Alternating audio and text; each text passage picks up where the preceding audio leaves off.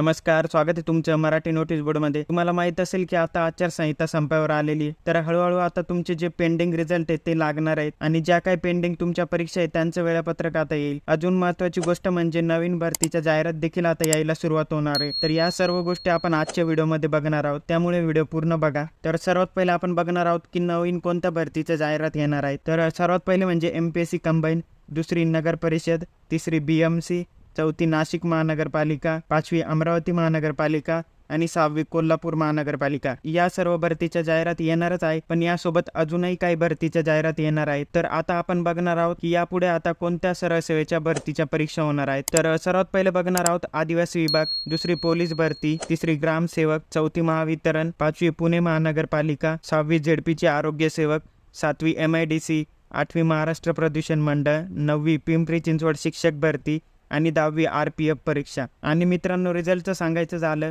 तर WRD आणि ZPच्या काही भरत्यांचे देखील रिझल्ट लागणार आहेत। तर अशा प्रकारे या सर्व पुढे येणाऱ्या काही नवीन भरत्या होत्या आणि येणाऱ्या काही परीक्षा, या सर्व माहितीनुसार तुम्ही तुमचा अभ्यासक्रम चालू ठेवायचा आहे, कारण अशी सुवर्ण संधी तुम्हाला परत भेटणार नाही।